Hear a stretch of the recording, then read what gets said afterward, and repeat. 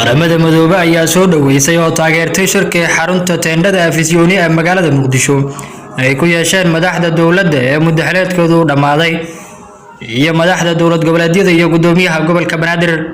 Qoraal ka soo baxay xafiiska qaramada madoobe ee Soomaaliya ayaa waxaa lagu sheegay inay la socdeen shirkaasi isla markaana ay rajeynayaan in guul laga gaaro.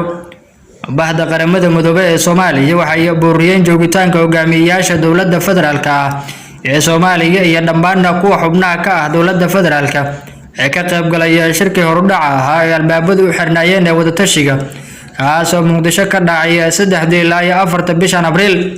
kaas ayaa lagu yiri qoraalka ka soo baxay xafiiska qaramada madoobe ee Soomaaliya.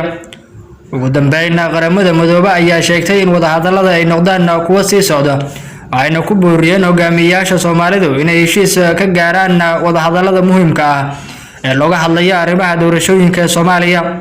Qoraalkan ka soo baxay xafiiska qaramada madoobe ee Soomaaliya ayaa waxa uu ku soo aadayaa xilli 2 maalin oo shir uga socday teendhada afisyooni aan wax horumar ah laga gaarin hogaamiyayaasha Soomaalida.